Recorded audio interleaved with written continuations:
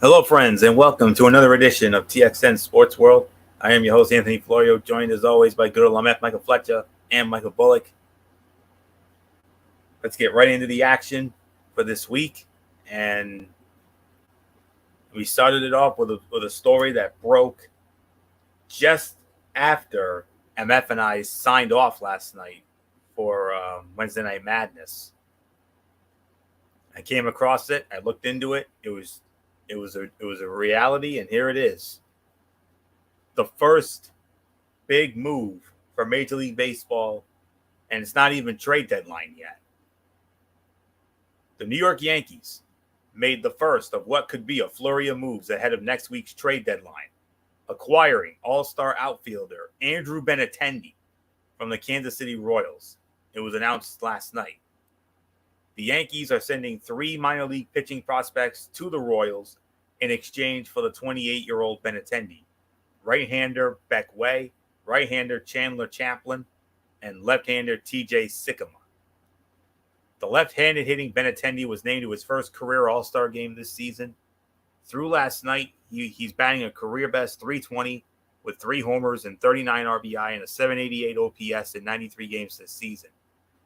Benintendi, who is eligible for free agency after this season, gives the Yankees another outfield option alongside Aaron Judge and Aaron Hicks.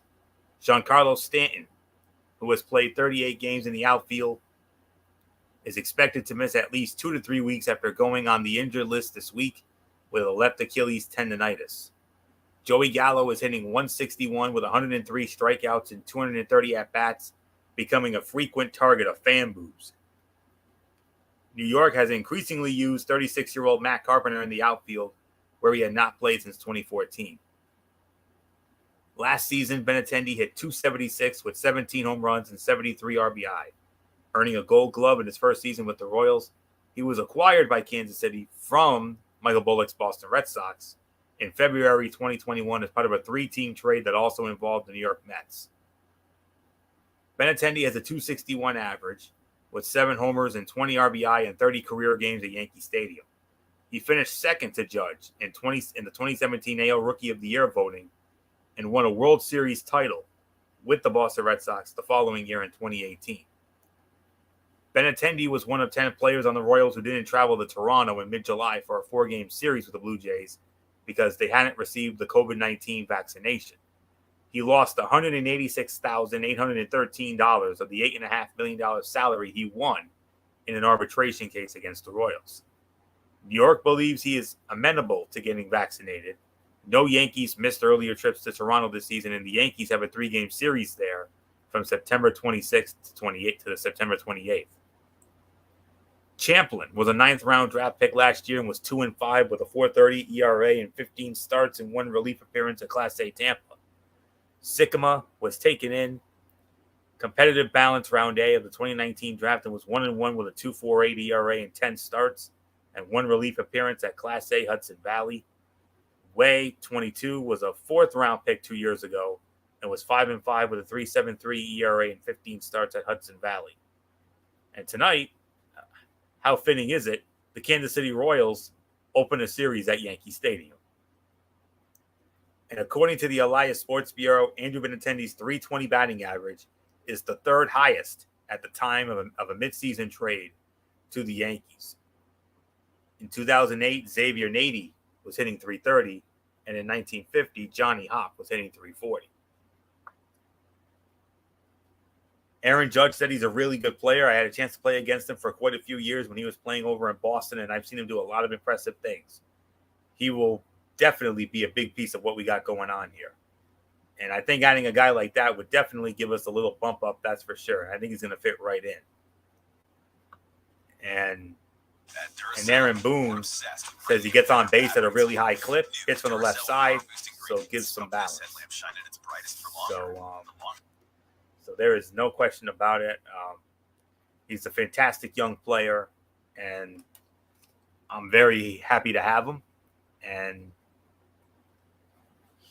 I don't know if he did not make an immediate impact tonight because it was the Yankees only won the game 1-0, and they couldn't even buy themselves a hit for most of the game until the Judge walked it off at the end. But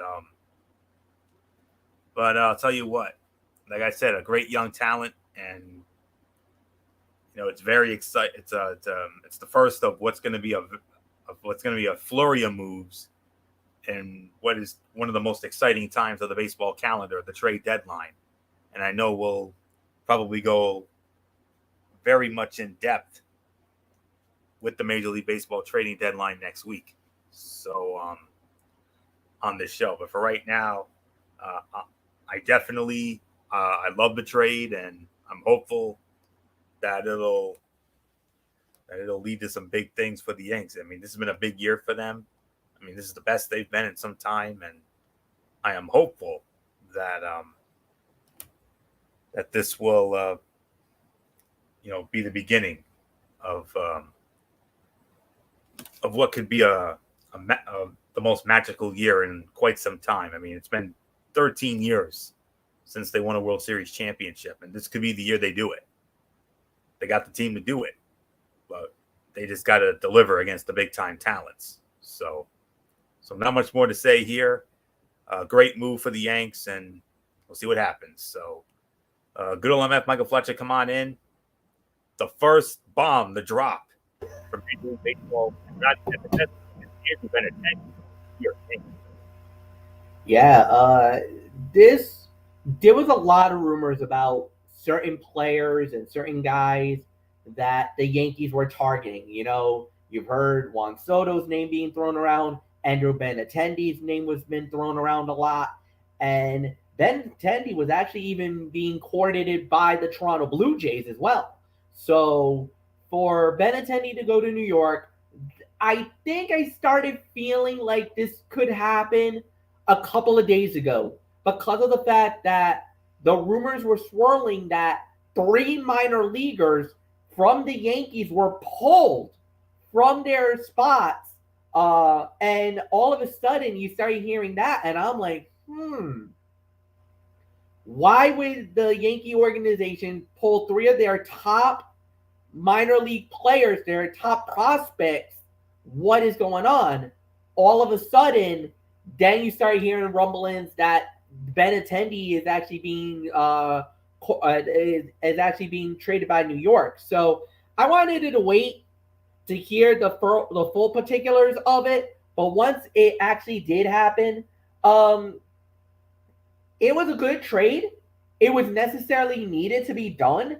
And for New York, after coming off of a not so great series against the New York Mets in the Subway Series, you kind of started seeing the gaping holes with the New York Yankees, and all of a sudden you started to sense like, all right, they got to make moves here, because if they don't make these moves, then this great season that the Yankees have put on right now might be all for naught.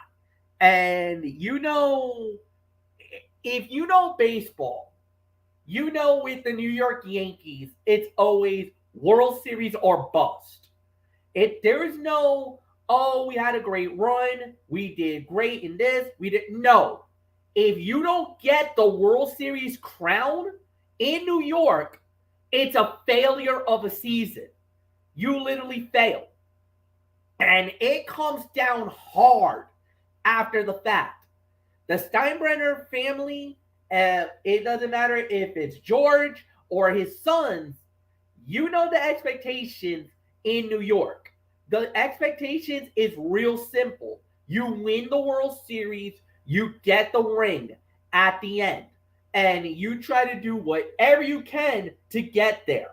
This year, without of anything else, it looks like New York has a great shot at it. They have a great shot at winning the World Series. Right now, they're one of the prohibitive favorites to win the whole thing this year, along with the Dodgers, along with the Mets.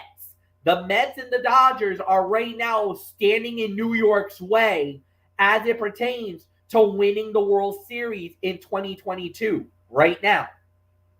So, obviously, you're looking at possibly that situation. How do you do that? By trying to solidify the areas that you need. Benintendi will cover the outfield And that's a gaping hole that New York has. And I hate to say this, but Joey Gallo, your days as a Yankee are numbered. You are gone from this roster. I don't think you were very successful in New York, and I openly will admit this. I'm not a Yankee fan at all, but I've been hearing the chatter from New York. I've been hearing the chatter from the Yankee fans that this guy has to go. And there's been a lot of pressure and a lot of stuff going on that I truly believe by trading deadline day, which is on Tuesday, oh, by the way, I believe Joey Gallo will not be a member of the New York Yankees. He will be traded at the deadline. Don't know where he's going to go, but that's what I'm saying right now. So we got that going on right now. Then obviously with the Benintendi trade, now you got Red Sox fans pissed off at the Yankees because remember, Benintendi was a very loyal and a very good Boston Red Sox for a number of years, and now Benintendi is going to the quote-unquote evil empire, and I gotta openly admit this. I have not heard from Michael Bullock. I have not heard from other Red Sox fans, but there's been a few fans on social media that is really pissed at Benintendi, and it's not even his fault. This was because of the Yankees making a move to get him to New York, and it's one thing if he goes to any other team. I think the fans would be fine. They're really sore right now that Benintendi is going to the Yankees. So you want to talk about a double-edged sword, and you want to talk about fanning the flame of the rivalry? Oh my God. Red Sox fans are absolutely like bent out of shape. And the thing is that, like I said, Benintendi left, went to Kansas City, and there was no problem, there was no gripe, there was no nothing until now. Red Sox fans are butthurt tonight that Benintendi, one of their loyal guys, one of the guys who was with the Red Sox for a number of years, just literally went to the evil empire. Okay, there's a log into the fire of the rivalry, boys. And guess what? In about a few weeks, the Yankees and the Red Sox are about to brawl again. I don't know if it's in Fenway or Yankee this time around, but man, you want to talk about it personal? It's personal with the Red Sox fans. I think the Red Sox players, they're like, it is what it is. But for Red Sox fans, if Benintendi's at Fenway, oh boy, the love that he had earlier in the year, there won't be no love now. They're going to boo his butt at Fenway Park. I'm telling you right now, Benintendi might have had a warm welcome the first time around when he was at Kansas City. He will not get a warm welcome this time around, being with the Yankees. So nothing more to say. This was unnecessary, and they needed to make this trade happen. There's more coming from the Yankees. I'm pretty sure of it, but this was one of the expected trades. It happened. The Yankees needed it, and we'll see how it plays out. So nothing more to say. Michael Bullock, it's yours. Well, like you said, I mean, this was something the Yankees had to do. I mean, because like you said, they weren't getting much production, especially offensively from their left fielders, especially Joey Gallo. So they want to get someone who is a reliable outfielder who can be such a good hitter, and that's what Benintendi is. I mean, especially he went to his first All-Star game this year. So, yeah, I mean, they needed that, and I think he could be a leadoff hitter. And that's what the Yankees, I mean, they really need right now. I mean, especially with the way you could start to see some of the holes come in. I mean, especially after the series against the New York Mets. As a matter of fact, like you actually made a valid point because Benintendi played tonight and was the leadoff hitter for the New York Yankees. So you're absolutely right about Yeah. So and I think he's going to be the leadoff hitter for probably the remainder of the season. I mean, you really want to get that spark in that Yankee offense where you can hit in front of guys like especially Aaron Judge and Giancarlo Stanton. I mean, you do that, that's going to make this Yankees offense really good. So, yeah, I mean, this was something they had to do. I think you're going to see more moves made by the Yankees before the trade deadline. I could see them basically maybe getting another starter or maybe another reliever. I mean, there are a lot of things they got to do because with the way they've been playing lately, it's not been impressive. And of course, what's the old saying, guys? When it comes to winning a championship, what are the two things that you need? And that's pitching and defense. it. Yep.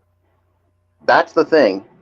If they can get some pitching, whether it's a starter or a reliever, to go with what they already have, I think I could see them basically going on a run because there's an old saying. Yes, you could do good during the regular season, but it's in the playoffs where it counts. Because if you don't do anything in the playoffs, what you do during the regular season doesn't mean a damn thing. I mean, yeah, you could say, oh, we accomplished, let's say with the Yankees, if should they get there, yeah, we won 100 games during the regular season. I mean, yes, it's a great accomplishment, but did you win it all? No. Well, Florio hopes it doesn't come to that, but I'm just trying to make a point here. So I think this is a really good necessary trade here. But I definitely expect more from the Yankees before the August 2nd trade deadline. So it's yours, Florio. Yeah, so we'll have to wait and see what happens with that, and you know, Bullock made a great point. I mean, you said it exactly. We'll have to wait and see what it means later down the line. But for right now, let's get into what was originally going to be our lead story this week before that breaking story late last night. Kirby Smart, the head coach of the college football playoff national champion Maiden Georgia Bulldogs, after guiding Georgia football to its first national championship in 41 years, head coach Kirby Smart has agreed to a new 10-year contract that will pay him a record $112.5 million through the 2031 season. Sources told ESPN that the $112.5 million total would be the most ever paid to a college football coach. Smart's average salary of $11.25 million would also be tops among coaches. The university announced the long-anticipated contract extension last week. Smart will make $10.25 million this season, with his salary rising to $12.25 million by 2031. MF, there's nothing left to say except after the job he did, well, the job that he's done overall for the time he's been there, for the years he's been there, but especially after doing the unthinkable last year and taking down the big bad bully that is Bama for the national championship, beyond well-deserved. Yeah, and the thing is that with Georgia, they was always the bridesmaid, never the bride. They have come very close year in and year out, especially in the last 3 years. They were sniffing the national championship. They were there, but either Clemson got in the way or Alabama got in the way, and they never got to the brass ring until last season, where they basically were a team on a mission until Alabama upended them in the SEC championship. And then we're thinking, oh no, here we go again. They're not going to get there. They're not going to make it. Well, after dominating Michigan in the national semifinal, and then to turn around and finally slay the dragon known as Alabama to win the national championship.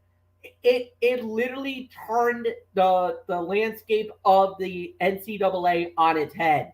Now everybody's expecting a big run from Georgia, and that's why Kirby Smart is got handsomely rewarded, so deservingly rewarded with this new contract, and for it to be one of the largest in college football with over 100 million. I mean, that is impressive. But the thing is that, like we said, Kirby Smart, since he got hired to Georgia, has really turned that team from what was middle tier of the SEC to now a national championship juggernaut that could be a playoff team year in and year out for the next few years. Because not only are they doing that, but they're also delivering on this NIL, the money that they're getting from the boosters and everything else to get some of the best talent across the country. And not only that, but you're fighting in the SEC. You're fighting in what undoubtedly is the best conference in college football. Now I know I'm a Big Ten guy, and I know that kind of bothers me for even saying it, but I'm going to be real honest. The SEC is without a doubt the best. However, that may change in a few years because look what the Big Ten is doing. By getting USC, by getting UCLA, by bringing them to the fold, aligning them with teams like Penn State, Michigan, and Ohio State, the creme a la creme of the Big Ten. Don't forget Iowa either, because Iowa is always a problem. They're like Dr. Jekyll, Mr. Hyde every year. You never know what you're going to get from them. But yeah, I'm absolutely very interested in what they're going to do. But Kirby Smart deserves the money that he got. And without a doubt, with the way that he brings these youngsters from high school into the university, and basically the makeup, the body of work, and everything that Georgia has done, I'm pretty confident that they will be a very dangerous team for years to come. So Kirby deserves the money. He deserves what he's getting, and there's really nothing more to add. Michael Bullock, it's yours.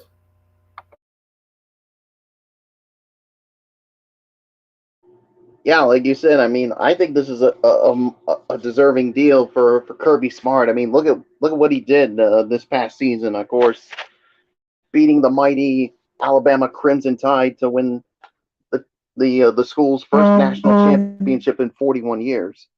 And yeah, I mean, I think he's got another good recruitment class, and who knows, they could be in this again. But as the saying is, don't ever count out Alabama. Don't ever count out some of the other big names in the SEC. I mean, because like you said, Fletch, right now the SEC is the dominant conference in all of college football right now.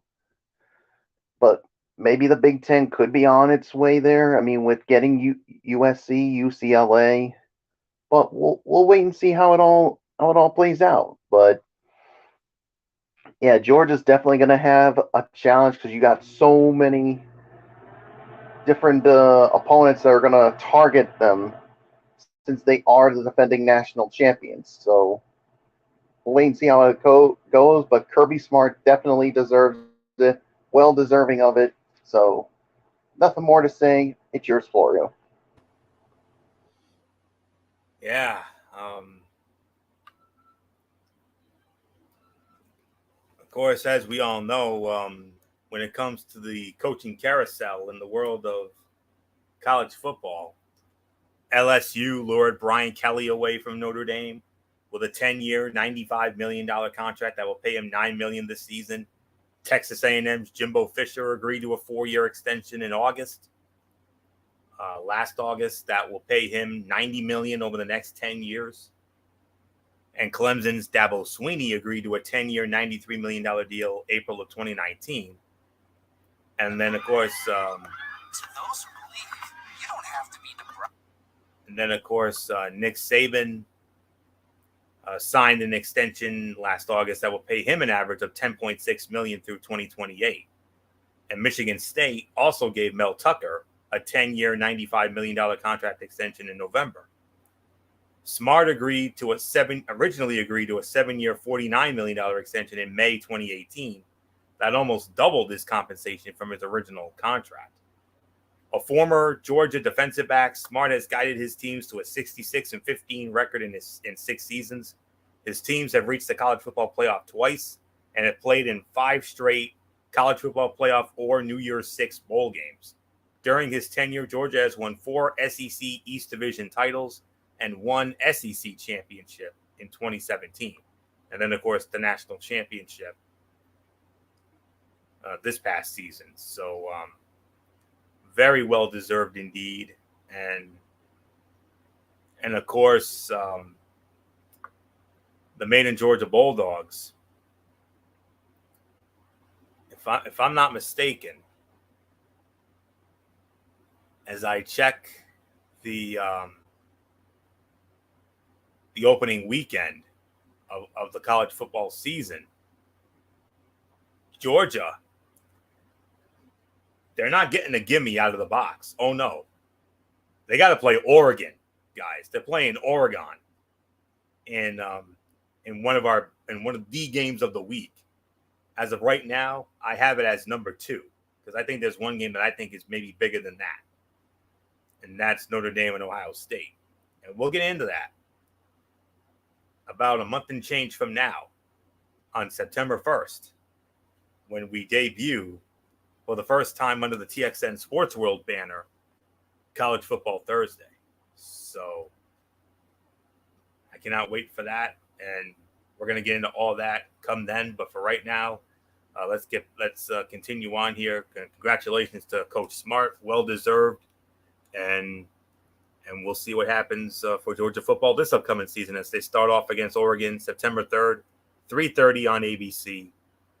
One of the big games of the week. So for that opening weekend anyway. But for right now, let's get into our next story, which Michael Bullock will start off on. And that is, speaking of extensions, we go to an extension in the NFL. Kyler Murray, the quarterback of the Arizona Cardinals. Arizona Cardinals quarterback Kyler Murray's recently signed contract extension includes an addendum that requires him to study film for 4 hours a week during the season in compliance with that. But I pulled up the wrong set of the wrong note. All right, here we go. Now I got it. Arizona Cardinals star Kyler Murray has agreed to a 5-year extension worth $230.5 million, a source told ESPN's Adam Schefter, a deal that makes him one of the NFL's highest-paid quarterbacks. The deal, which runs through the 2028 season, includes $160 million guaranteed for injury, the source told Schefter, and Murray will make $105 million fully guaranteed upon signing the deal, according to the source. The average annual value of Murray's deal is $46.1 million, which is the second highest in the NFL behind only Packers star quarterback Aaron Rodgers at $50.3 million. Deshaun Watson's deal with the Cleveland Browns has an average annual value of $46 million, and Chiefs star Patrick Mahomes' deal averages $45 million a year. The only deal in NFL history with more guaranteed money than Murray's is Watson's $230 million fully guaranteed with the Browns. The Cardinals officially announced Murray's 5-year extension last Thursday, but did not disclose terms. Some of Murray's teammates, including newly acquired receiver Marquise Hollywood Brown and star safety Budda Baker, congratulated the quarterback on Twitter. Murray's agent Eric Burkhart and the Cardinals general manager Steve Keim worked on the deal into Wednesday night and finalized the agreement last Thursday morning after months of ongoing negotiations, according to Schefter. Murray had already been under contract through the 2023 season after the Cardinals exercised their 5th-year option on his rookie deal in April. So that's those are the schematics. So Michael Bullock, Kyler Murray, you heard the terms. Your thoughts?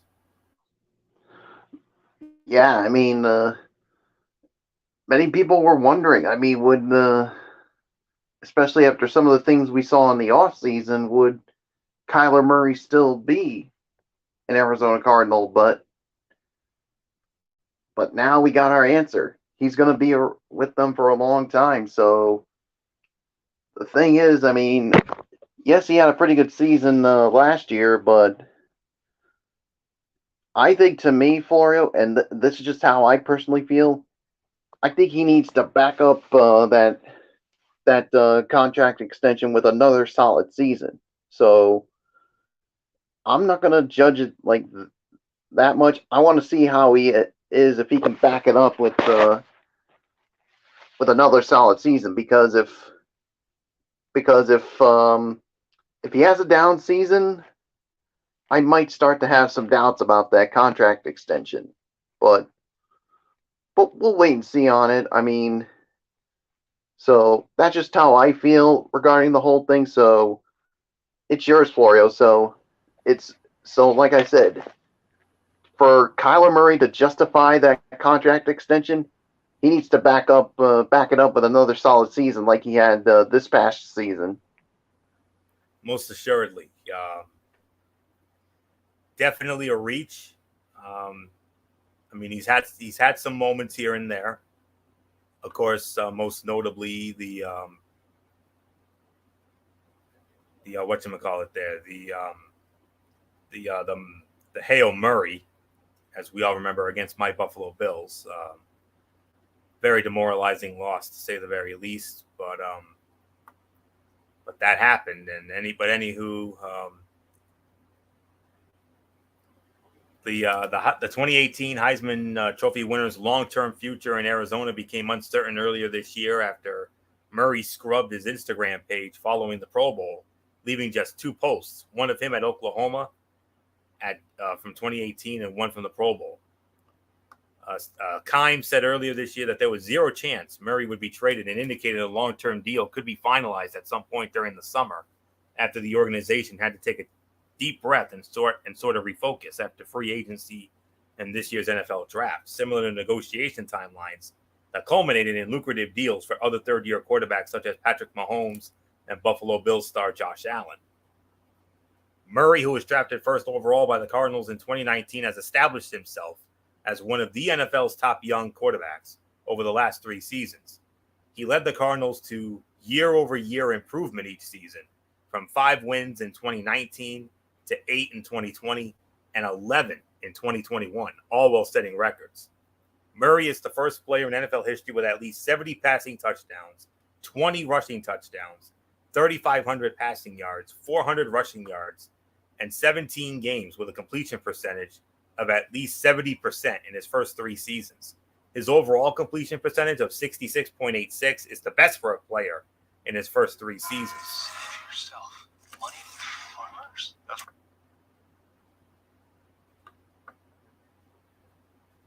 All right, just muted that. Okay. Murray was also named the Offensive Rookie of the Year in 2019 and a Pro Bowler in each of the last 2 seasons. Arizona missed the playoffs in 2020 after losing 6 of its last 9 games, including consecutive win-in-their-in contests to close out the season. Murray was injured throughout the second half of 2020 and spent the offseason frustrated and lamenting self-inflicted mistakes that cost the Cardinals a postseason berth. In 2021, however, the Cardinals appeared to have figured out their issues from the end of 2020.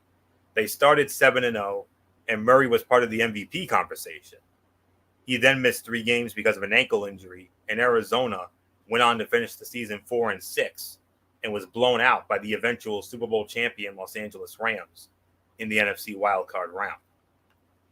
Great numbers that you just heard in his first 3 seasons, very good numbers, but he's got to keep those numbers up. I mean, the Cardinals made this big reach, and now he's got to live up to it. Like Bullock said, he's got to live up to it.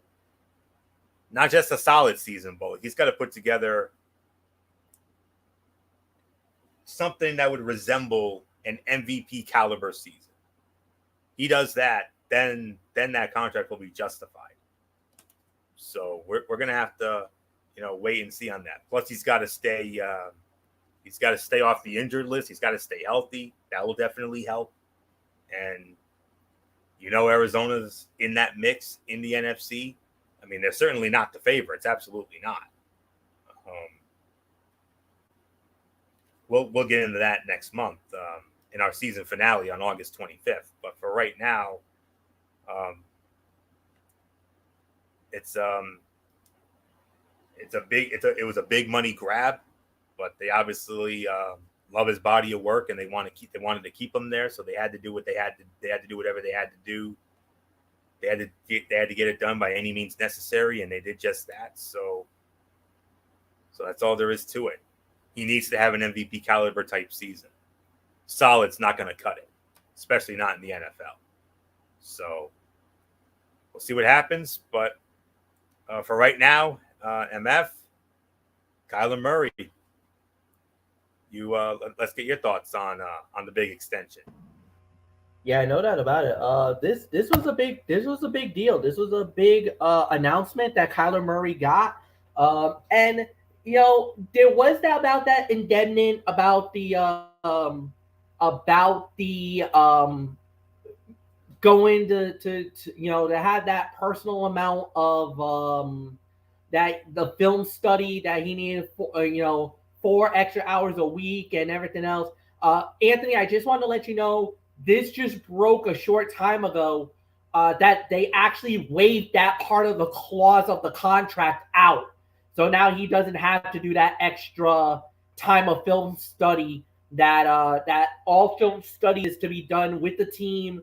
There is no personal extra thing because, boy, did that cause quite a stir in NFL circles. And Murray had to answer that yesterday and today about it. And, yeah, let's just say it was not a good thing. So they actually said that they waived it, so it's all good now. So he doesn't have to do that. And as far as Murray goes, he's a heck of a player, man. I hope that we see the results and everything else. And the thing is, like you guys have said, this has to be the breakout year. There's no ifs, ands, or buts about it.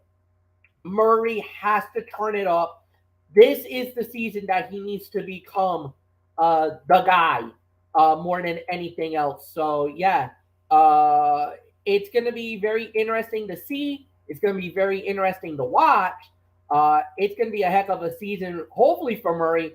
If he stays healthy, like you said, he could be an MVP caliber player and sure enough could easily take Arizona. They got the team that can make a run at the Super Bowl.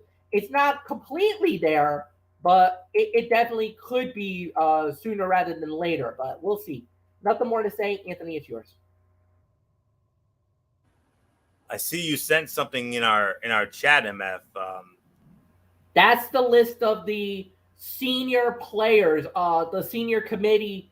These are the semifinalists that I was telling you about last night for the Hall of Fame for the class of 2023. Well, I'm gonna share that. I'm gonna share that right here and right now. So I've got the link. Names you don't really know, but especially for one, Michael Bullock, you might want to have a very vested interest in one particular name that could be a future Hall of Famer in 2023. But I'd rather have Anthony, because he's the host. I'll let him elaborate what I'm talking about. But all right, this one caught my attention. Absolutely. So, yeah, hold on 1 second here. I just need to see something for 1 second.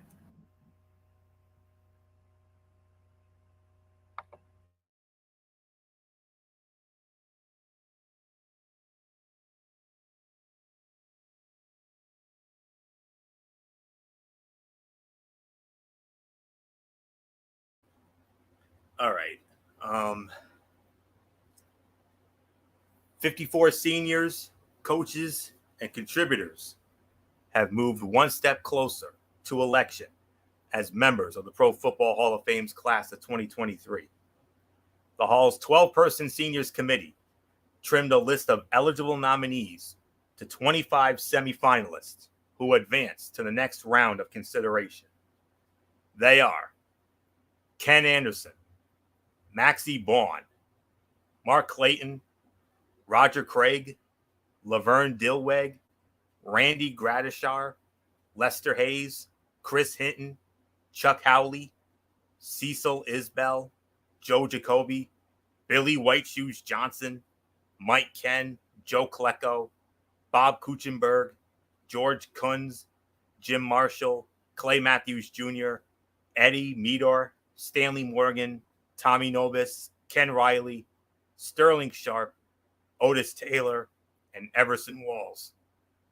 Each semifinalist played his last game in professional football no later than the 1996 season.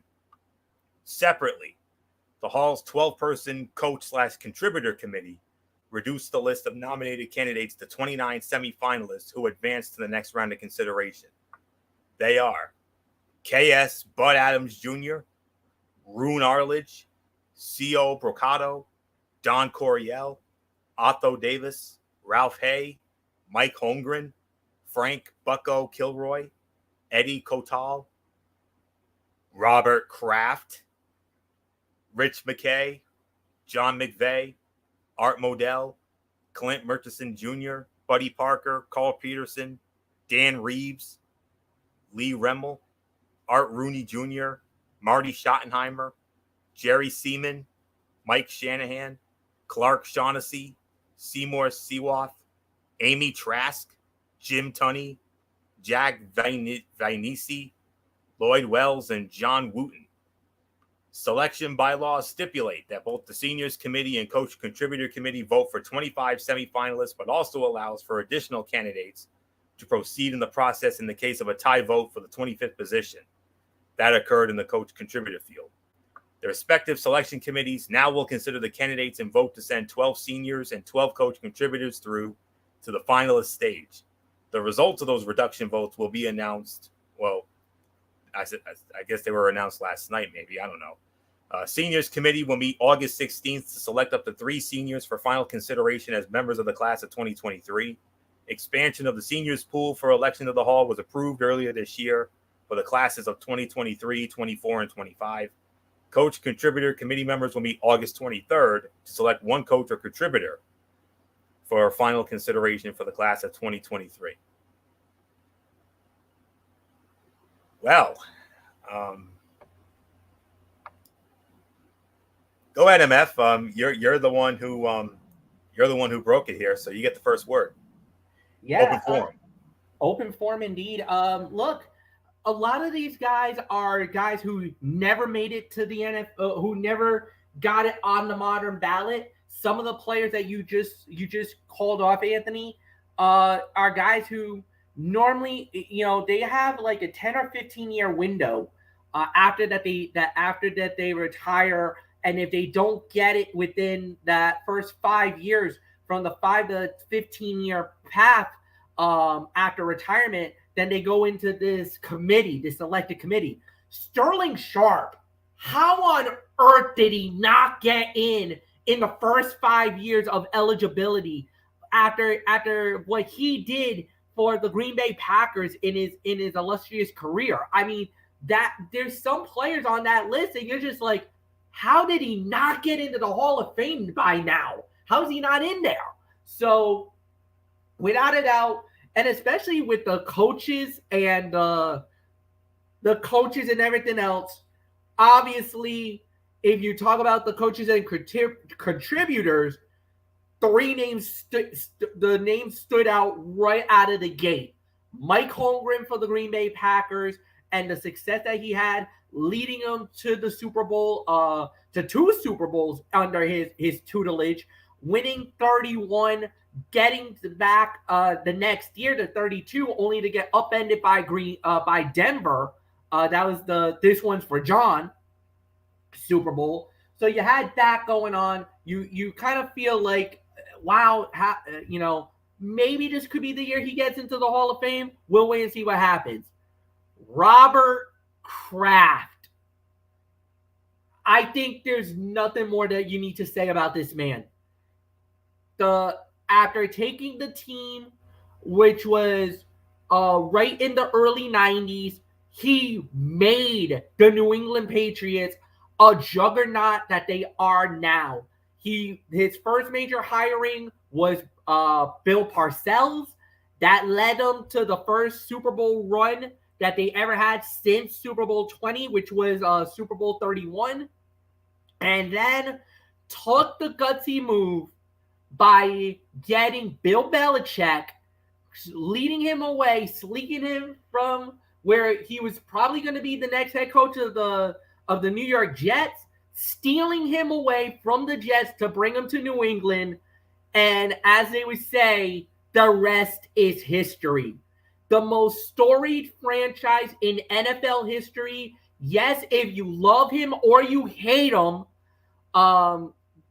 what he has done as a contributor for the game has been revolutionary for the New England Patriots, the Patriot way that has become the staple for over 25 years. This man is a Hall of Famer through and through, and for him to now be on the ballot to possibly for induction to the Pro Football Hall of Fame, this is a no-brainer. Kraft should, and I believe will get in. I think we will hear that big announcement on the NFL Honors the night before the Super Bowl that Robert Kraft should be a Hall of Famer coming off of the senior and coaches, contributors, committees. You're only allowed 3 in that one. You're only allowed 3 coaches and senior to get through. And then there's the list of possibly 5 to 7 of the modern day. We haven't heard that name. That list has not come out yet. Normally that list comes out a little bit later on in the year. So, and then obviously the final vote, or the vote that would be the ultimate up-down, is during the Super Bowl week. That's when the legendary vote happens on, I believe, either Friday or Saturday of the Super Bowl. And then, of course, even though David Baker does not do it anymore, he retired, whoever becomes the new president of the Pro Football Hall of Fame, he gets to do what has now become one of the most iconic moments in the Pro Football Hall of Fame, the legendary knocking of the door at a hotel, signifying congratulations, you're now in the Hall of Fame. So who knows what it's going to lead to? Is it possible that Robert Kraft this year could get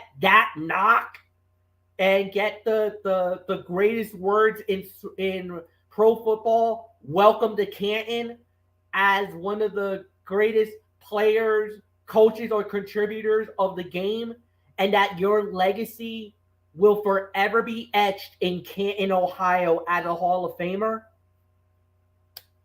We'll have to wait and find out.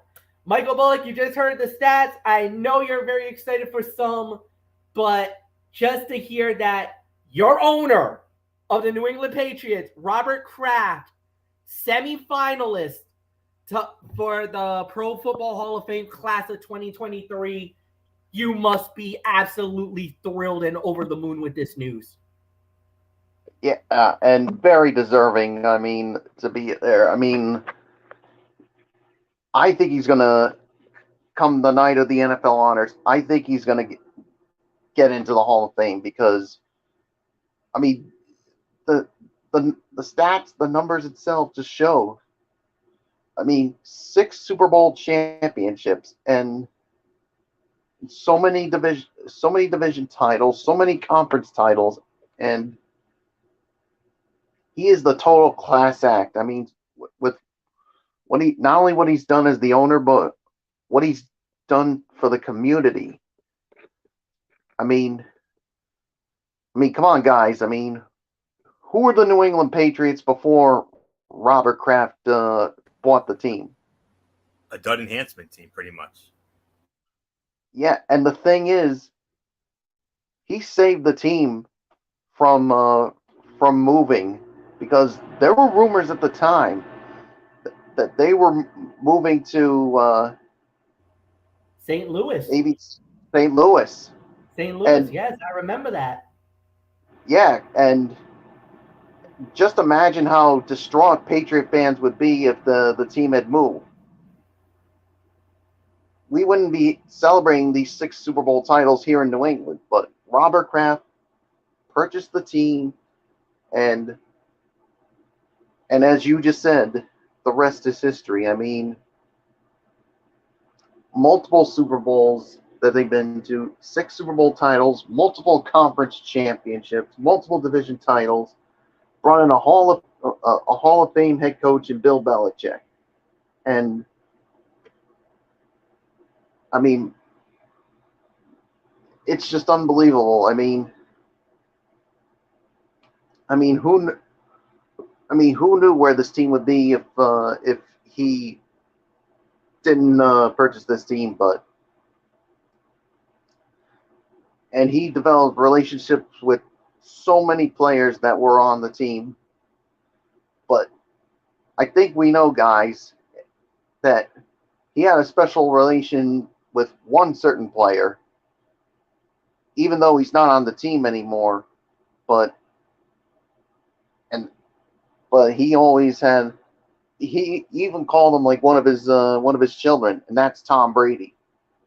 I mean, and you guys saw that moment that night last year when right before, I mean, in the back when we were all wondering what was it going to be like when Robert Kraft and Tom Brady met for the first time since Brady left for the Bucks, and you saw the moment there where they embraced each other, and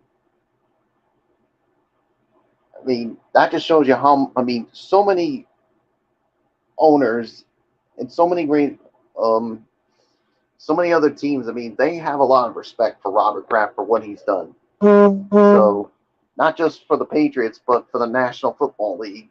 And there's one moment that I will never forget.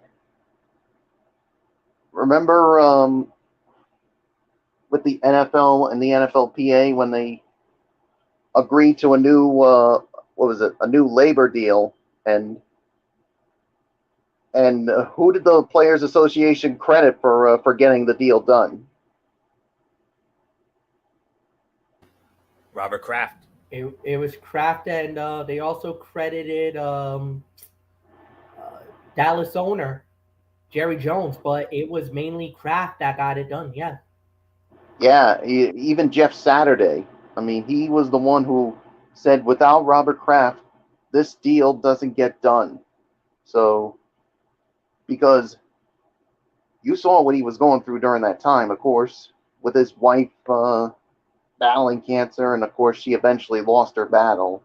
So, the Players Association and the owners credit Robert Kraft for getting that labor deal done. So as far as I'm concerned, I think he's going to get into the Hall of Fame, as far as I'm concerned. But he's still got that one last step to get in there. So we'll wait and see. But there's nothing more to say. It's yours, Florio. No. Okay, here we go. Yeah, great. A lot of legends on this list. Who stand out to me. Bullock talked. Obviously, Bullock talked about Roger Craig. MF. I'm surprised he didn't talk about your old Dolphin there, Mark Clayton. I mean, all those great years he had with the Miami Dolphins, especially in the 80s. Especially the years with Dan Marino. Yeah, I mean, I know Clayton's numbers don't reflect it, but I will say this: yeah, he was a great player as well, especially during the years with the Miami Dolphins. So yeah, I mean, we'll wait and see how it plays out. I hope he gets there, but It's a tough call. That's a tough one. Indeed. Of course, some other names that stand. Other names that out. Ken Anderson, who was a 4-time Pro Bowler for the Cincinnati Bengals, 71 to 86. The driving force behind their run to Super Bowl 16 before losing to the 49ers at the Silverdome in Pontiac, Michigan. Roger Craig, do-it-all running back, first NFL player to total 1,000 yards rushing and receiving in the same year. 3 Super Bowl championships with the Niners, spent 8 years with the Niners, 1 with the LA Raiders, and then 2 with Minnesota. He'll especially be known for what he did in San Francisco. So I think he should be considered. Lester Hayes, 5-time Pro Bowler for the Oakland/LA Raiders. Chuck Howley, the only player on a losing team to win the MVP of the Super Bowl, Super Bowl 6 for the Dallas Cowboys. And well, I don't remember who he played for, but Chuck Howley, Dallas Cowboys. I'm right. So, of course, Billy White Shoes Johnson. Oh my goodness! I mean, we weren't old enough to remember him, but boy, howdy, was he fun to watch, especially his years with the Houston Oilers. 3 Pro Bowl selections, most famously known for his end zone celebrations. Joe Klecko of the Jets, the Sack Exchange. Another AMF, another former Dolphin, Bob Kuechenberg, a member of the Dolphins Hall of Fame, 6-time Pro Bowler, was there for his entire 14-year career, including the legendary 1972 perfect season team. 72, 73. And you know what? I got to say, there's a lot of Dolphins that's been begging, that's been, especially the 72ers, the perfect team. They've been on the case of the Hall of Fame for a number of years, saying that Kuechenberg deserves to be in it. I'm glad that he got semifinal consideration, but obviously I like to see more. I like to see him become a finalist, and more importantly, be the one to get enshrined as a member of the senior committee selection for the Hall of Fame, because the body of work that he did, just like how we're really ticked off about how Zach Thomas has not gotten into the Hall of Fame in the modern day ballot, Kuechenberg should be in the Hall of Fame from the senior committee. So yeah, this is nothing new. We've been fighting with the writers of the Pro Football Hall of Fame for the last few years to try to get Kuechenberg in there. So trust me, we're knocking that door down again for him. Indeed. Clay Matthews Jr., another name that deserves to be in, that deserves consideration. 4 Pro Bowl appearances for the Browns in the 80s. Led the NFL in forced fumbles in 83, a part of the Browns Ring of Honor. Oldest player to record a sack in NFL history at the age of 40 years and 282 days. Another former Patriot from Michael Bullock, Stanley Morgan, posted the most yards per reception in NFL history among players with more than 500 career catches, 19.2, and made 4 Pro Bowls with the New England Patriots. Still New England's all-time receiving yards leader at 10,352. Sterling Sharp, come on now. 5 Pro Bowls, 3 first-team All-Pro teams during his 7-year career with Green Bay. His 18 touchdown receptions in his final season is still good for 3rd best all time. And Everson Walls for the Dallas Cowboys, 3 first-team All-Pro teams, 4 Pro Bowls, led the NFL in interceptions 3 times while in Dallas, and finished his career with the Giants and the Browns, and helped the Giants to victory in Super Bowl 25. So those are the notable players. As far as contributors go, Bud Adams Jr., 54 years as founder, owner, chairman of the board, president, and CEO of the Titans Oilers franchise, enduring figure in the NFL. Roone Arledge, Mr. ABC, the heart and soul of ABC, television industry executive, and producer whose creativity, leadership, and technical innovations revolutionized the presentation of both news and sports.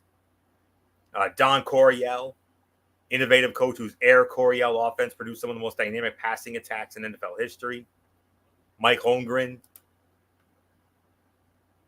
took the Packers to 2 Super Bowls, also took the Seattle Seahawks to the Super Bowl, to Super Bowl 40. A lot of great years for both of those teams. Bob Kraft, I mean, what can you say about Bob Kraft? I mean, what he's done for the New England Patriots since '94, 6 Super Bowl championships. And, I mean, that's self-explanatory right there. And you know, I'm not a Patriots fan, neither is MF, but I will say this, though. Whenever the Patriots won the Super Bowl, his speeches, epic speeches. But, I mean, all the speeches were great, but to be honest with you, when New England won the very first Super Bowl, when they won their first ever Super Bowl, Super Bowl 36, when they upset the Rams, when he said, "We are all Patriots," how do you not get chills when you hear that? So I always loved his speeches whenever they won the Super Bowl. Heck, even when they won the AFC Championship, he gave great speeches. But the Super Bowl speeches were the most memorable, especially 36. That's the one that most stood out to me. Art Modell with the Cleveland Browns and the Baltimore Ravens. I mean, yes, I know Browns fans were damn near wishing death on him after he and son David moved the Browns to Baltimore and became the Baltimore Ravens, obviously. And but at least the Browns are back. So they returned in '99, obviously. So not much more to say there. Of course, they won 2 Super Bowls in Baltimore. And he wasn't a part of the second team, but he was definitely the driving force behind the first one in 2001. In 2001, Carl Peterson, the great job he did for Kansas City as the GM, president, and CEO from '89 to '08, had a lot of great years. Dan Reeves, great head coach for Denver, the Giants, and Atlanta. Took the Broncos to a couple Super Bowls, got the Falcons to a Super Bowl, and unfortunately he never won. But he's one of the best coaches to never win a Super Bowl. Art Rooney Jr., obviously what he did with the Pittsburgh Steelers, and currently a vice president and member of their board of directors. The Steeler legacy, obviously. Marty Schottenheimer, for his great coaching career in Cleveland, Kansas City, and San Diego, who had a so-so year with Washington. But he's really best known for the years he had in Kansas City. So many great teams in the late 90s. Unfortunately, he couldn't get over the hump, but he had a lot of great teams in the 90s with the Chiefs, and heck, in the 80s with the Browns. I mean, they had some great teams too, but they couldn't get over the hump either. Mike Shanahan, definitely the consideration with the LA Raiders. Of course, what he did in Denver, winning the 2 Super Bowls. And then in Washington, Amy Trask, CEO of the Raiders, one of the first female CEOs. And, definitely deserving. And those are my notables. So, we'll have to wait and find out what happens with that. So, and of course, next week, speaking of the Hall of Fame, gentlemen, a week from tonight, the Hall of Fame game, the Jacksonville Jaguars and the Las Vegas Raiders, Hall of Fame Stadium, Canton, Ohio. And then 48 hours later, the class of 2022 takes their rightful place in the Pro Football Hall of Fame. It's going to be fun to watch. Can't wait. Speaking of football, next story here, veteran wide receiver Julio Jones has a new home, signing a 1-year deal with the Tampa Bay Buccaneers yesterday. The 7-time Pro Bowler gives soon-to-be 45-year-old Tom Brady another weapon in Tampa as Jones looks to rebound from a down season with the Tennessee Titans. Jones joins a receiver group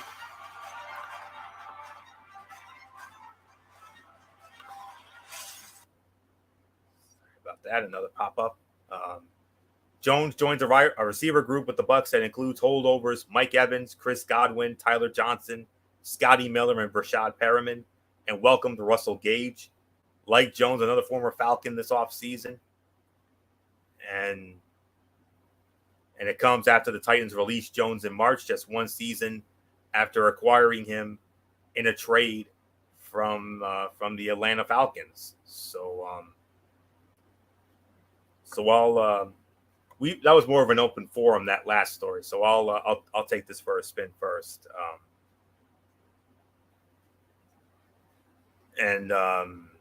Getting back to this, Tennessee dealt 2 draft picks to acquire him last year, Julio Jones, hoping he would provide much needed balance with passing attack. However, he appeared in just 10 games because of injuries and had career lows with 31 catches for 434 yards and just 1 touchdown. It was the second straight season in which Jones was limited by injury. He appeared in just 9 games for the Falcons in 2020. Falcons drafted Jones 6th overall in 2011, sending multiple picks to the Cleveland Browns to be able to take the Alabama standout. Atlanta, when it moved up to acquire Jones, traded its first-round pick in 2011, which was number 26, its second-round pick, 2 fourth-round picks, and its 2012 first-round pick. Jones is the Falcons' career leader in catches, 848, and yards, 12,896, and is second to Roddy White in touchdown receptions with 63. His 91.9 receiving yards a game is the best per-game average in NFL history. Also leads the NFL in receiving yards since 2014. And Mike Evans leads the NFL in touchdown catches, 75 during that span, and now they're both on the same team. And also on Tuesday, the Bucs waived tight end Cody McElroy with an injury designation. Source told ESPN that McElroy will undergo foot surgery this week after dealing with the injury during the offseason. So, yeah, Julio Jones had a down year with Tennessee. I mean, you heard those so-so numbers, but now that he's got, the GOAT, Tom Brady throwing to him, I think he could very easily bounce back. There's no question about that. So it's a big move for Tampa Bay. Obviously Tampa Bay wants to get back to the Super Bowl, obviously. Coming off winning it 2 years ago in their own home stadium, by the way. First team to ever do that. And now they've started a trend because, as we all know, the Rams just won the Super Bowl in their house at SoFi back in February. So maybe that could bode well for the Arizona Cardinals. Who knows? Because that's where Super Bowl 57 will be, at University of Phoenix / State Farm Stadium next February. But for right now, Tampa Bay definitely one of the favorites, if not the favorite in the NFC, obviously because of Tom Brady, of course. And yeah, they did lose Gronk to retirement, or quote unquote retirement, but nonetheless, so this is a big pickup for them. Not as productive as he once was, but who knows? Maybe with Brady throwing him the ball, I think he could very easily bounce back. Who knows? So even though he's getting up there in age, he's 33, and that's pretty old in NFL standards. So we'll have to wait and see what happens with that. But nice pickup for Tampa. So not much more to say. MF, Julio Jones, a Tampa Bay Buccaneer, and if anybody can, get his numbers back up to where they once were, I think Tom Brady is the guy to do it.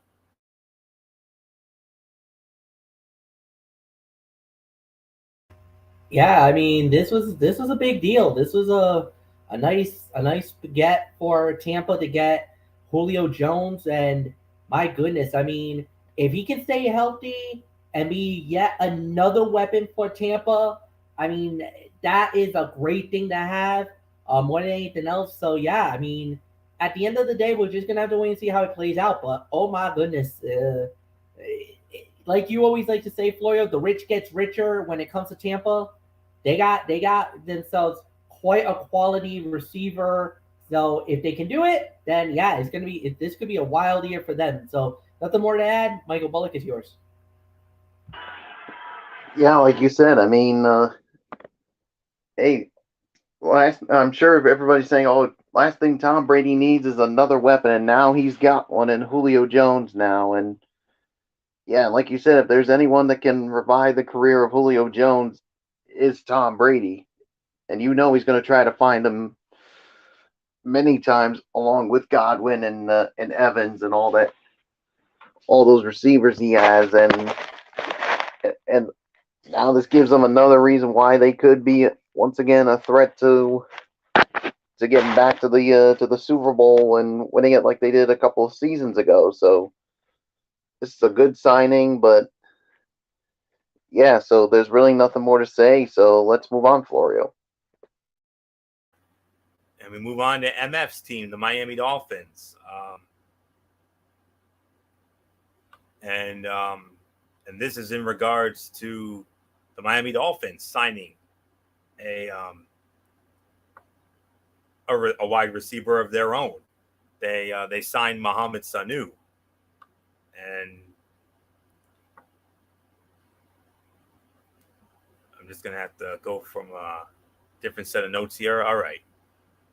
Mohamed Sanu signed a contract with the Miami Dolphins on Tuesday. Adam Schefter of ESPN reported. Sanu turns 33 in August, hasn't reached 200 yards in a season since 2019. He was a functional third receiver for the 49ers before dealing with a knee injury last season, but he'll likely be lower on the depth chart in Miami so long as Tyreek Hill, Jalen Waddle, and Cedric Wilson stay healthy. So MF, you posted that in our messenger chat. So Mohamed Sanu, a Miami Dolphin, how you feeling about it? Yeah, a lot of people were very excited, especially from the Dolphin camp. A lot of Dolphin fans were very excited for it, and they were wondering. They were like, "Well, Mohamed Sanu, a Miami Dolphin, how's that going to play out? How's that going to look?" I kind of feel like he's going to be a veteran voice. He's a veteran voice that's going to be there for the team, and plus, he's already played with Mike McDaniel, the new head coach of the Dolphins. He knows the system really well. I think he's really going to fit in really well with the Dolphins. Get to show the guys like a Waddle, like a Jalen Waddle, and like Tyreek Hill, how this offense could be run. And, there might be a chance he could make the team. I know a lot of people like, well, you got Preston Williams, you got Mike Gesicki, you got all these other weapons. And they're like, well, not necessarily, because Williams is always inconsistent, can't stay healthy. Preston Williams, and then with Gesicki, I don't know. This could be his last year in Miami. I know a shocker on that, but I kind of feel like this could go a number of ways. So I feel like getting Mohamed Sanu, and I hope he's fully healthy, because that was also another thing. If he's on the field, he could become a devastating player, but we'll have to wait and see how it plays out. But I love it. So there's really nothing more to add. We'll see how it plays out. And yeah, so Mike Bullock, if you want to talk about the Mohamed Sanu thing, because I know he was a former Patriot at one time as well. So yeah. Yeah, he was a former Patriot for and played with them during the 2019 season. So yeah, I mean, I could definitely see him making the team and being a help to the Miami Dolphins with Wilson, Waddle, and of course their other big time addition, Tyreek Hill. So yeah, so I'm interested to see how it goes. I think this could be a good signing. So yeah, so there's really nothing more to say from me. So it's yours, Florio. Yeah, I mean, terms were not announced by Mike McCartney, but Sanu joins we already know who he's going to be a part of here, obviously. In the third wideout spot, he's going to be competing with the likes of Trent Sherfield, River Craycraft, Lynn Bowden Jr., Preston Williams, Cody Core, Devontae Dedmon, and undrafted free agent Braylon Sanders. Sanu appeared in just 8 games, no starts for the San Francisco 49ers in 2021, hauling in 15 catches for 177 yards. Originally selected by the Cincinnati Bengals in the 3rd round of the 2012 draft, Sanu has 435 career catches for 4,871 yards and 27 touchdowns. He's played in 136 games, 96 starts for 5 teams, including the Bengals from 2012 to 15 and the Atlanta Falcons from 2016 to 19. And of course, Bullock mentioned him with his Patriots, obviously. And and with San Francisco, and now here he is in Miami. So we're gonna have to wait and see what happens with that. So so not much more to say on that. 3 more stories, and then we'll call it a night here. I know it's not often we talk about the XFL on this show, but this was an XFL story that I had to address here. Because as we all know, the XFL is going to be coming back next season, the 2023. And here it is. The XFL's 2023 local markets will include 5 holdover cities and 3 new locations.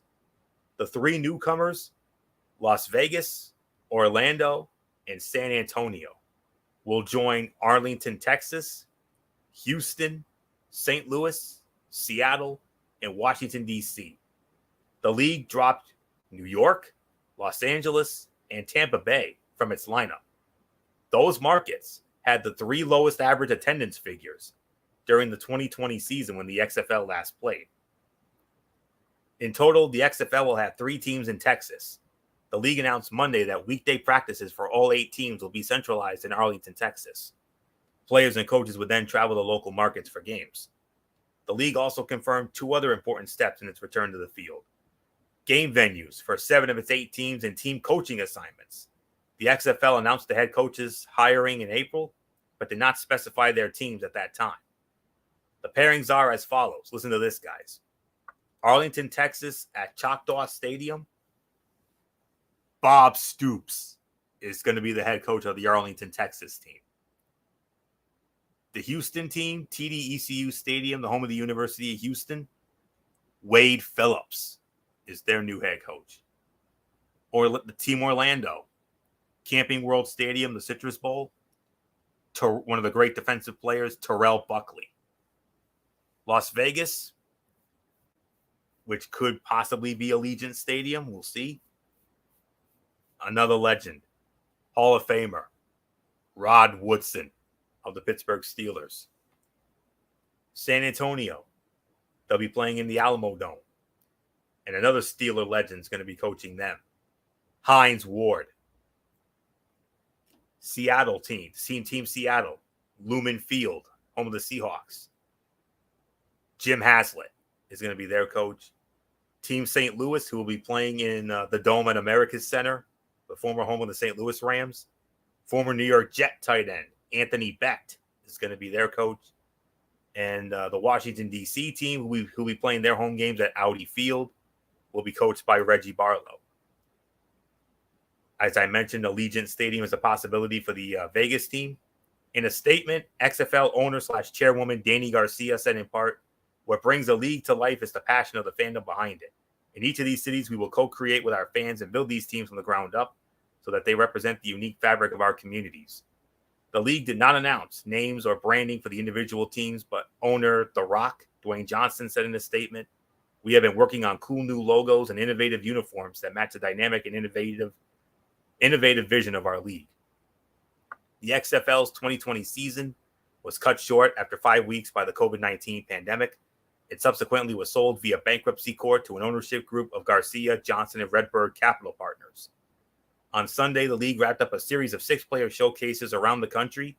The event served as regional combines to help assemble personnel evaluations in advance of roster formation this fall. The XFL's first game is scheduled for February 18th, 2023. All 43 regular season and playoff games will be televised and or streamed Disney platforms. So, Michael Bullock, after hearing all that, what do you make of it? Yeah, I definitely could. I think with with what you just said here, I think this could be good for the XFL. I mean, when it comes to when they do come back, I mean, I hope it'll be a successful one this time for them. So that's pretty much all I'm going to say on this one. So it's yours. breaks my heart that there's not going to be a New York team because in the original XFL over 20 years ago, that was my team, the New York, New Jersey Hitmen. That was my team, and then I was also I rooted for the New York Guardians in the 2020 reboot that Uncle COVID killed. But damn shame too, because I think they could have been one of the top teams. But but anywho, I mean, Vegas coming in, Orlando and San Antonio. Orlando, the only city from the original. Actually, it's Orlando and Vegas because remember they had there was the Orlando Rage and the Las Vegas Outlaws. Those were the two teams, and before Uncle COVID ruined the season, St. Louis was one of the teams to beat.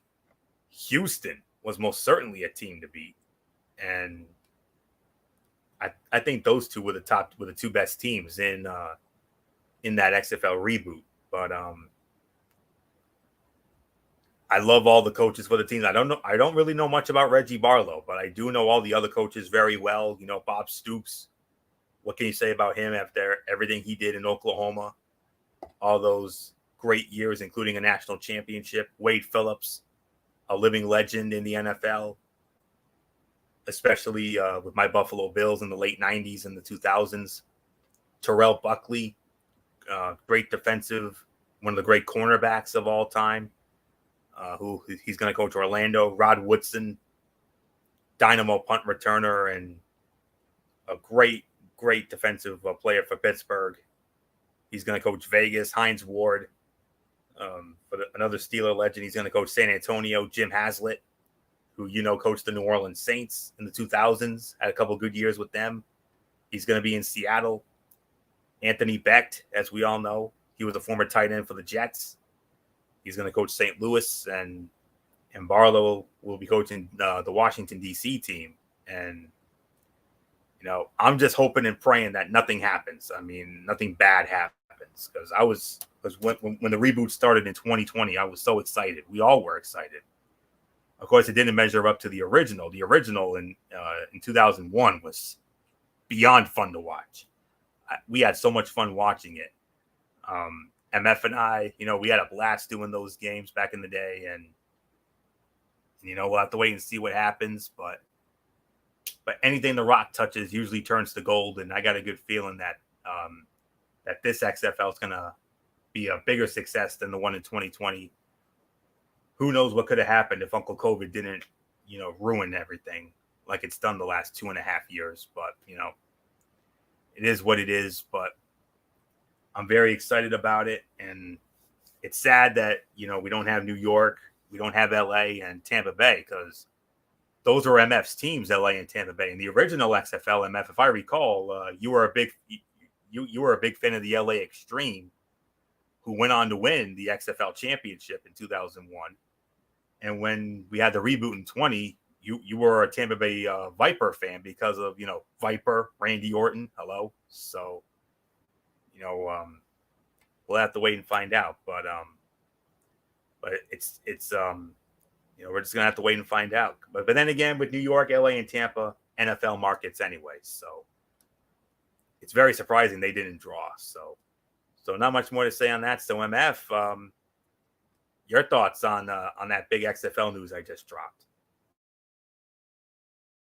Yeah, no, this was big. The XFL is really, I'm so glad that Danny Garcia and Dwayne The Rock Johnson is taking the league over, and it's looking more and more better year in and year out. It's exciting. So we're gonna have to wait and see how it plays out. And yeah, like you said, this was an incredible moment to say the very least. And we'll have to see how it plays out. But I mean, it's so far it's been amazing. And yeah, I mean, there's really nothing more to add here, Anthony. So you talked about all the teams and all the coaches and all what's going to happen, and I'm thoroughly excited. So there's really nothing more to add. It's yours. All right, MF. If you have your notes ready, it's about time for you to go to come on in front and center with your latest report from the Big Three basketball. And I'm gonna tell you right now, when it comes to one of the games, I'm beyond delighted about the outcome of one of those games, if you know what I mean. Yeah, we will get into that in just a minute.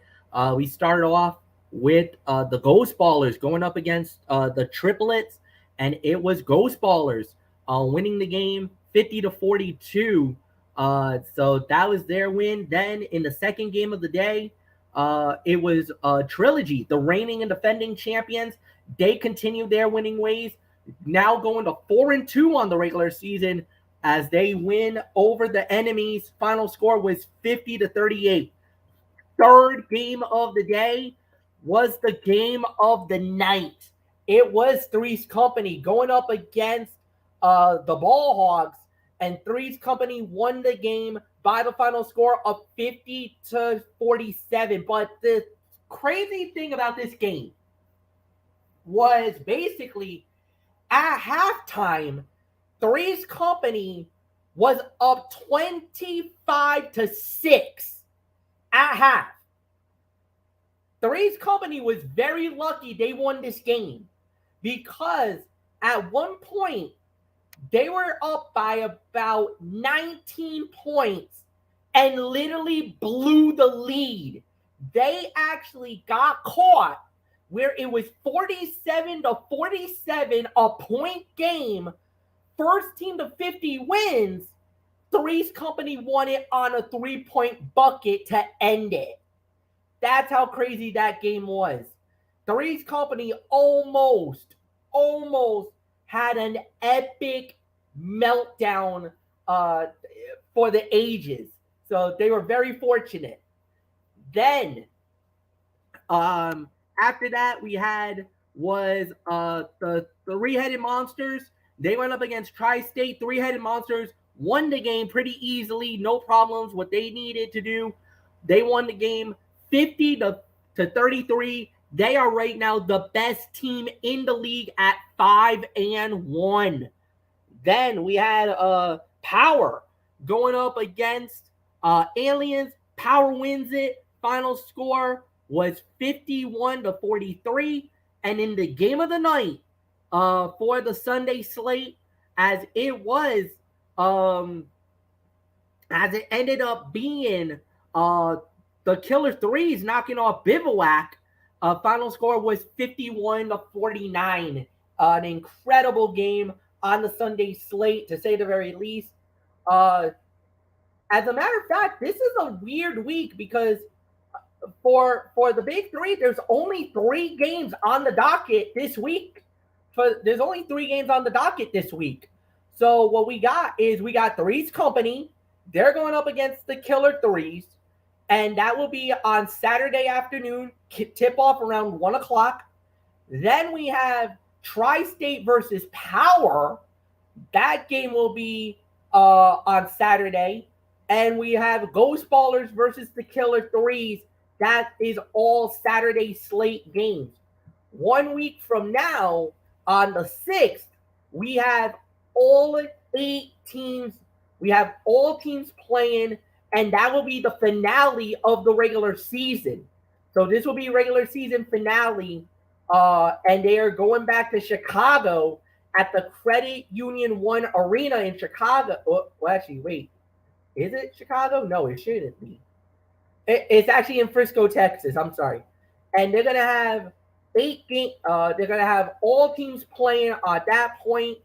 And then we have ourselves a logjam for the playoff positioning. So right now, as it stands, the playoff looks like this.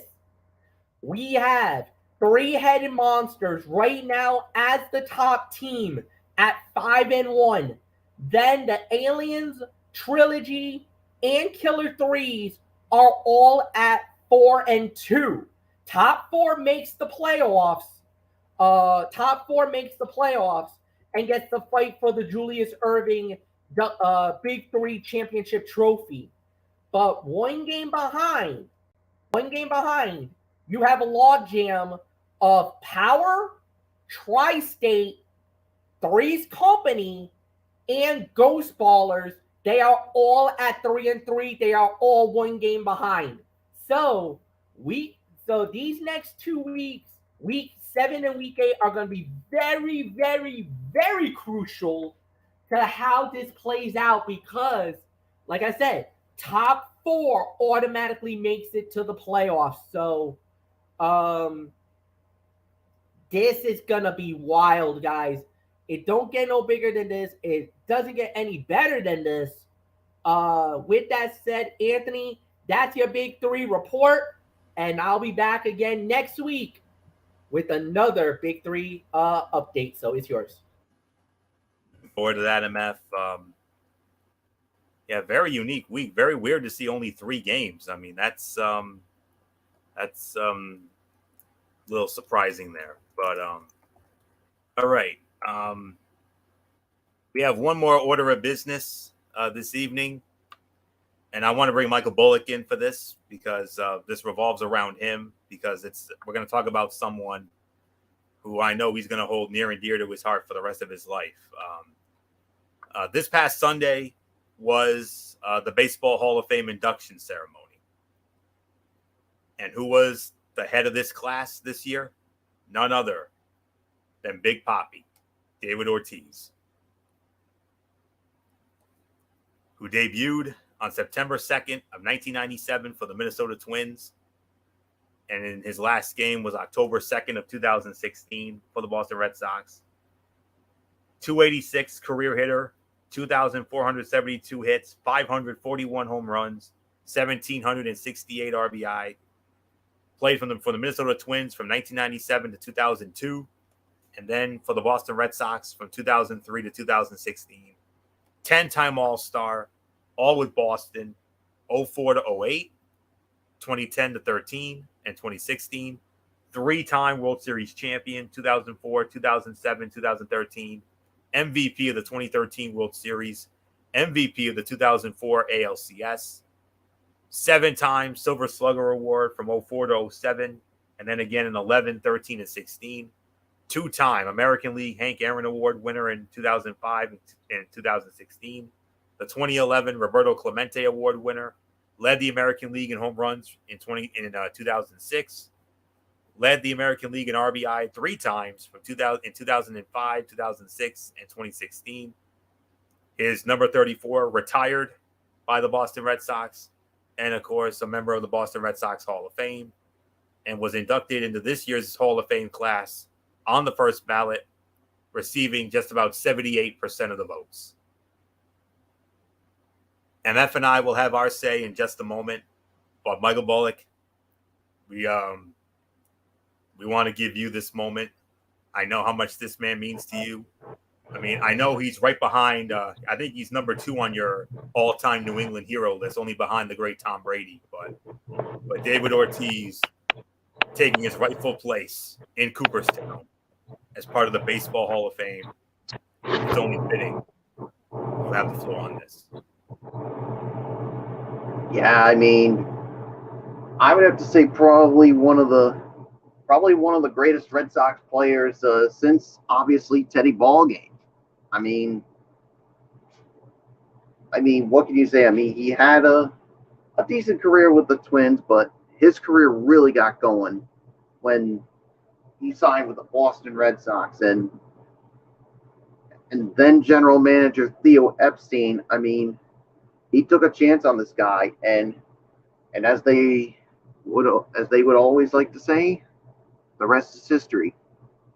I mean, could you imagine if you were the Minnesota Twins right now? You're probably like, why in the world did we let this guy walk? I mean, yeah, we did say that we thought that he didn't have any power, but oh boy, he's displayed it with the Red Sox. I mean, he had some heroic moments during the 2003 season when they had that memorable run, only to have it end in Game 7 of the ALCS against the Yankees. Came back, had another solid season, and then of course the Red Sox were 3 games away from being were on the verge of getting swept, and I remember what he said after that loss to the Yankees 19-8.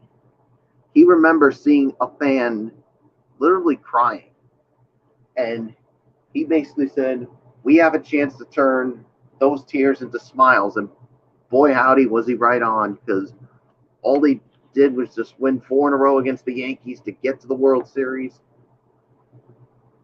And of course, their first World Series title in 86 years. And then in the 2006 season, he broke a Red Sox single season record with, I think it was I think he had like 51 or 54 home runs in 2006, but somehow they didn't even make the playoffs. But the following year, they did get back to the playoffs, and they ended up winning another World Series. And it was after the 2012 season, many people thought that his career was done. It was finished. But then came 2013, and one of the most greatest moments, where, of course, we all know the marathon bombings. And then he literally took to the mic and basically thanked everyone for the job they did. And then he let out that this is our bleeping city. And even the people who were in control of it, they didn't have a problem with David Ortiz saying that, because he wasn't taking a shot at anybody. He was trying to rally this group, trying to rally this city from its darkest times. And then, of course, that same season had one of his greatest postseason moments, because it was Game 2 of the 2013 ALCS. The Red Sox were on the verge of going down 2-0 to the Detroit Tigers. And bottom of the 8th, bases loaded, David Ortiz hits a grand slam to tie the game, and it made Joe Buck go freaking crazy. It was tie game, and it was one of that was the craziest I've ever heard him in any game. With all due respect to the great Joe Buck Bullock, you should have heard screaming Michael Fletcher on that call, and I write MF. I'm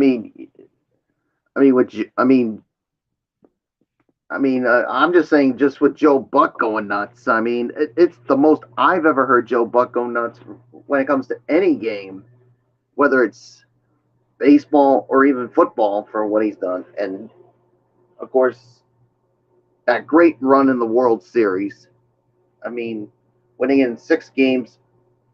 Of course, winning the World Series MVP, and then 2016, his final season, and he looked like a guy that was not ready to retire, even though he was, and had another really, really good season. But I mean, he's a classy guy. He's got a big heart, and you saw his speech during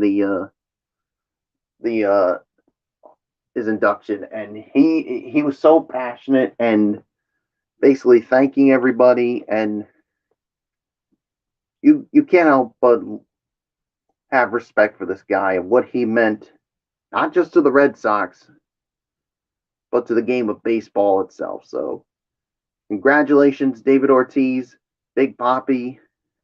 Not only are you a Red Sox Hall of Famer, but now you are a professional baseball Hall of Famer, and your name will be inscripted in Cooperstown forever.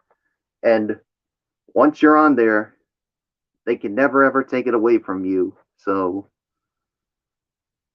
congratulations, David Ortiz. So there's really nothing more to say. Florio, I know he tortured your New York Yankees during his time with the Red Sox, but Boy, did he. you can't help but respect this guy. Yeah, as a Yankee fan, Yeah. Oh, hold on one second.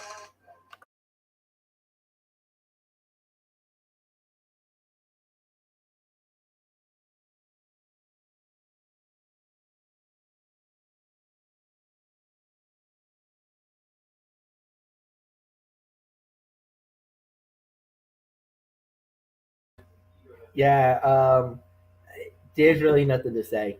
It's Big Poppy. It's David Ortiz. Um, when we found out that he was going to get inducted into the Hall of Fame, we instantly started celebrating with Michael Bullock because it was a big moment for Bullock. This was his moment. He deserved it. I think we were more shocked that he got in on the first ballot more than anything else. And he made history. The first designated hitter to get into the Hall of Fame under the body of work that he did and everything that he has done. I mean, he's an incredible individual, an incredible player, very thoughtful, very kind in anything else. And I think I remember telling this story one time to you guys. I don't know if I remember doing it on air, but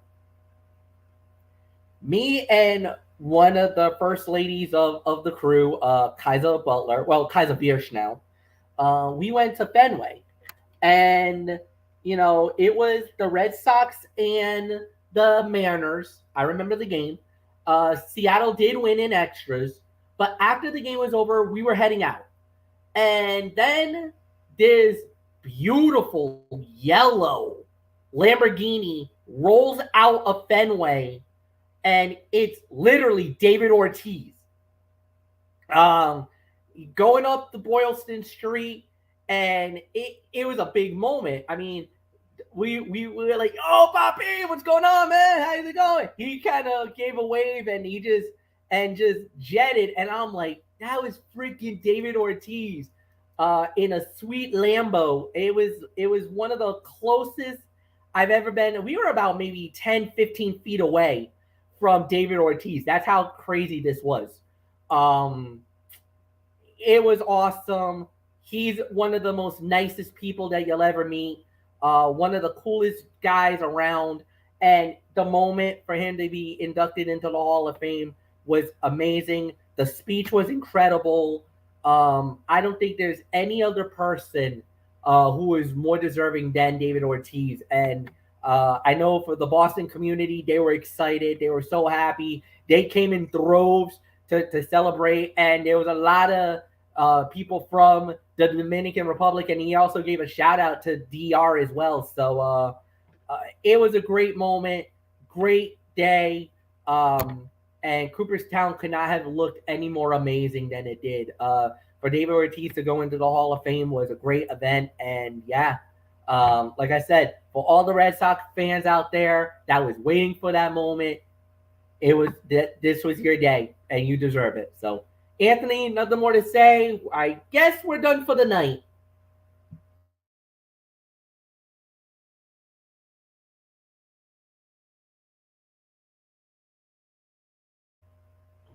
I think he had to step away for something. I think. Uh, Yeah, I don't yeah, know if he's back yet, but I think. no, he'll probably be back. It was probably something quick. Yeah, I had to. Yeah, sorry about that, guys. An emergency call came in, so I had to take that. So Oh, okay. Is yeah, there it just came out okay? of nowhere. So yeah, I'll close it out simply by saying yes, as a Yankee fan, I hated David Ortiz. I mean, the way I felt about David Ortiz as a Yankee fan was the same way I felt about Tom Brady as a Buffalo Bills fan, because tortured us, especially in that 2004 ALCS. I mean, he single-handedly led the Red Sox back from that 0-3 deficit. And yes, I'll openly admit it, after the 19-8 beatdown in Game 3, I was overconfident. And I was like, oh yeah, we're going back. There's no doubt about this. Stick a fork in them. They're done. But when they came all the way back, I went from like, yeah. I had that arrogant, overconfident look on my face. And then once that final out was recorded in Game 7, Stone Cold Steve Austin, Royal Rumble 97. You know the look. That's the look I had literally on my face at that moment. But there's no question about it. The heart and soul of Red Sox Nation, right up there with Jerry Remy and Ted Williams and all that. One of the greatest sluggers of all time. Didn't really do much in Minnesota, but when he went to Boston, that's what turned it around. 3 World Series championships. The 07 one, not all that special, but 2004, when they broke the curse of the Bambino, and then in 2013, of course, with the Boston Strong team, MF. I'll never forget that call when they won that World Series in 2013. Boston Strong forever. The Boston Red Sox are once again World Series champions. I'll never forget that moment. And to do it in Fenway Park, I mean, I consider that the greatest moment in New England sports history, surpassing 04. But nonetheless, congratulations to David Ortiz, well-deserved. And I know everybody in Red Sox Nation, from Michael Bullock to our dear friends Mike and Brian Keenan and so many others, all of our group outing crew friends and our relatives who I know are Red Sox fans, and I know this was a special day for all of you, and very well deserved. And hated him as a Yankee fan, but as a fan of the game altogether, you couldn't help but respect him and all the history he made and the whole nine. So congratulations to him. So well deserved. And now Bullock knows exactly how I felt when all those Yankee legends went in, especially Derek Jeter and Mariano Rivera and MF with some notable examples like your John Smoltz's and your Greg Maddox's and all those Brave legends who are in Cooperstown. So MF and I went there, as you know the story, back in 2001. My late father, along with another late great relative of mine, my great uncle Eddie. Those two, along with myself and MF, August 25th of 01. Never forget it. That was the day we went to Cooperstown in the Baseball Hall of Fame, and it's a memory that we're gonna take with us for the rest of our lives. And it would be so cool if we could go there again. But if we ever do go back there again, I'm hoping we can go there with the World Series trophy there. Because that's one of the things that MF and I were hoping for. We were hoping to see the World Series trophy, but it was not there when we went. So, but then again, all the major sports Hall of Fame, the Basketball Hall of Fame in Springfield, Mass., the Pro Football Hall of Fame in Canton, Ohio, and the Hockey Hall of Fame in Toronto, Ontario, Canada.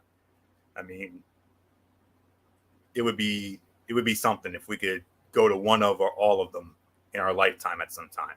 So, but nonetheless, congratulations, Big Papi, well deserved, and that's all there is to it. So with that being said, that will put the ball on this edition of TXN Sports World. We want to thank you all so very much for tuning in.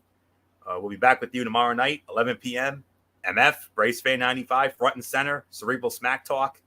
Oh, what a show we have for you tomorrow night. Friday Night SmackDown, the go-home show for SummerSlam. Drew McIntyre versus Sheamus, Irish Donnybrook match. Winner goes to Clash at the Castle, the challenge for the Undisputed Universal Championship. We also have Aaliyah versus Lacey Evans, we hope. And and the New Day squaring off against the Viking Raiders. So that'll go. And then, of course, AEW Rampage. We'll get into that. But then, of course, the big show, of course, the big moment, our comprehensive preview of the 35th annual SummerSlam. That goes down Saturday night at Nissan Stadium. And gentlemen, if you didn't see it earlier, I finally got a hold of the first bit of media, if you will, or video involving the setup, the stage construction. We always look for it. We finally found it. It's up. I posted it in our chat. Nissan Stadium, Nashville, Tennessee, and that's it. So, and then we'll take it from there. So that's it. So until tomorrow night for the Cerebral Smack Talk with MF on Braceman 95. Anthony Florio here for good old MF Michael Fletcher, for Michael Bullock. And, of course, always and forever, the First Lady, Dee Dee Woodson. You know the routine, everybody. Thumbs up. Talk to you later. Yeah, throw it up, Fortune Forest style. Bye for now, my friends. God bless. Be good to each other. Have a blessed Friday, and until tomorrow night for the Cerebral Smack Talk, you've been watching TXN Sports World right here on the Tone 25 on YouTube and StreamYard.com. For everybody who's been a part of this one, for now, Anthony Florio. So long. Bye, everybody. Bye.